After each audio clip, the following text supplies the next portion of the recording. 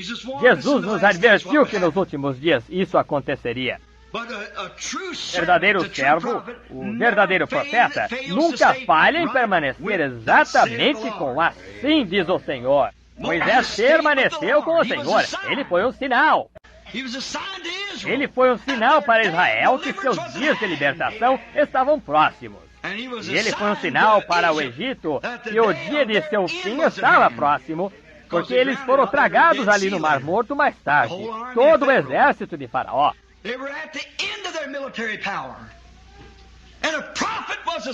Eles estavam no fim de seu poderio militar. E o profeta foi um sinal do fim nacional. Pense nisso. Quão grande é Deus e em que simplicidade Ele trabalha.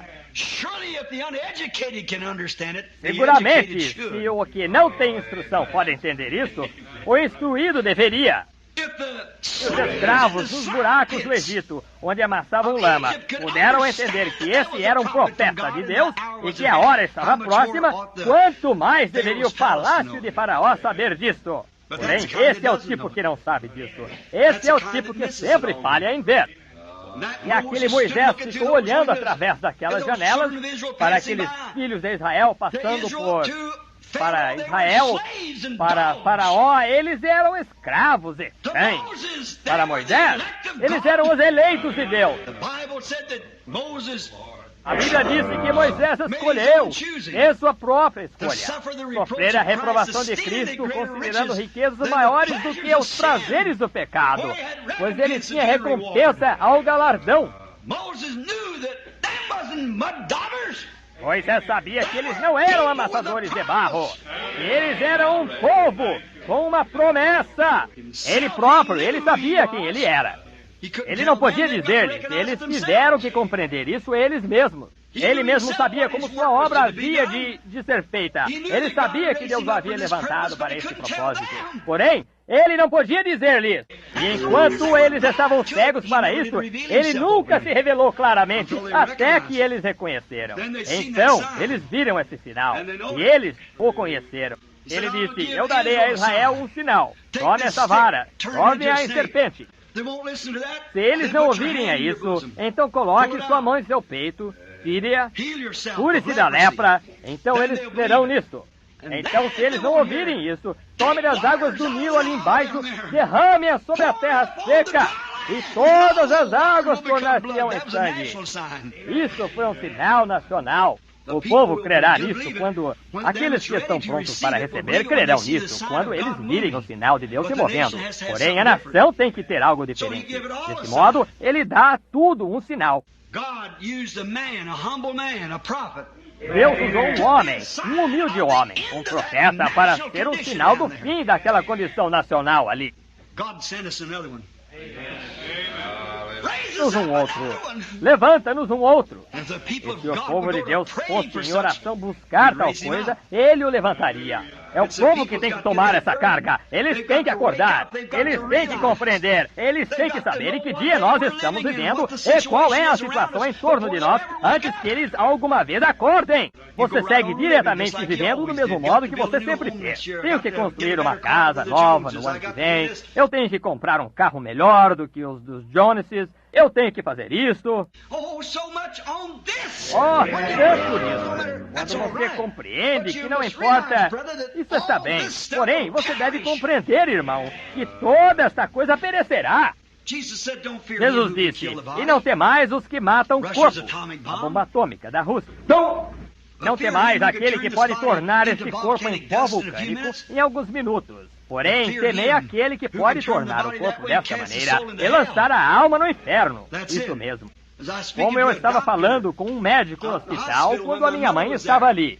Ele estava falando sobre quão grande era a ciência para trabalhar com diferentes problemas do corpo e colocar remédio nele, e ver a razão que isso mataria um certo germe e salvar o germe da vida. Eu disse, isso é maravilhoso, isso é simplesmente excelente. Eu ouvi por um pouco até que eu disse, doutor, isso é bom. Eu aprecio isso. Isso é muito bom. Eu certamente estou agradecido a Deus por isso. Porém, olhe, o Senhor está gastando toda a sua vida em tentar encontrar algo a respeito de uma criação. Porém, por que não algum tempo pensando quem a criou? Quem a fez? Quem é o planejador disto? Deus é o planejador disto.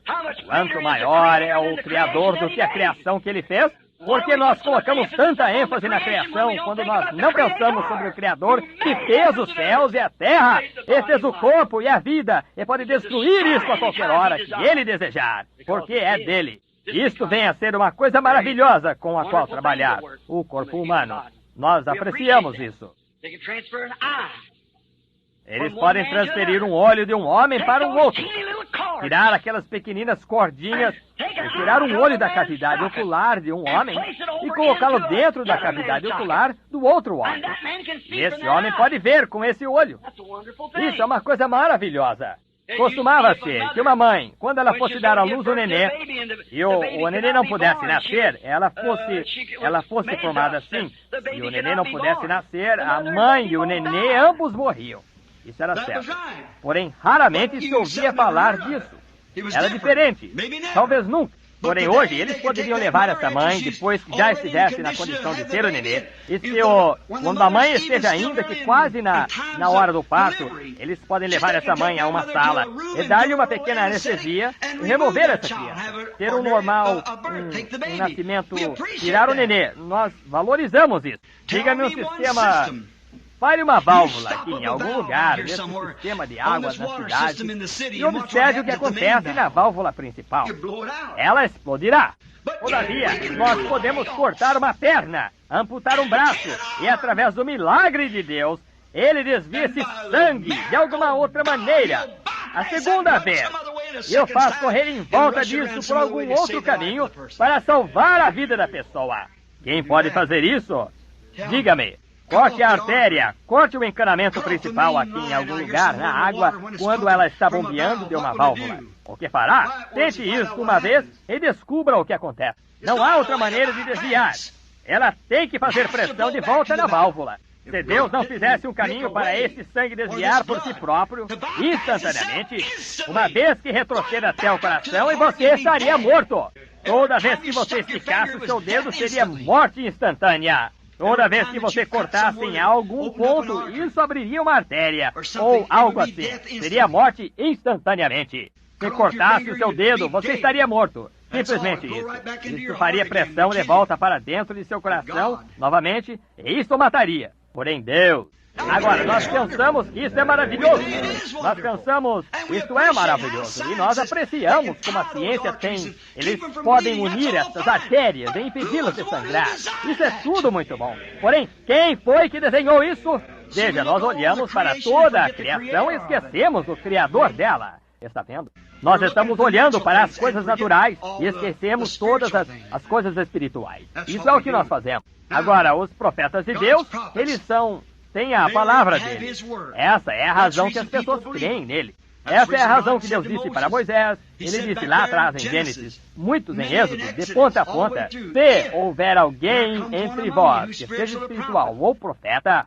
Agora, como nós vamos conhecer essas coisas? Ele disse, ele disser algo, e isso acontecer, disser algo mais, e isso acontecer, então creiai. Está vendo? Isso é um sinal.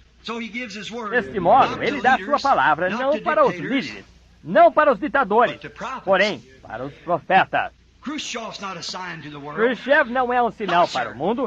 Não, senhor. Hitler não foi um sinal para o mundo. Porém, em algum lugar, em alguma parte, Deus tem um humilde profeta esperando pela hora. Ele é o sinal. Ele é o sinal que condenará o mundo e salvará a igreja.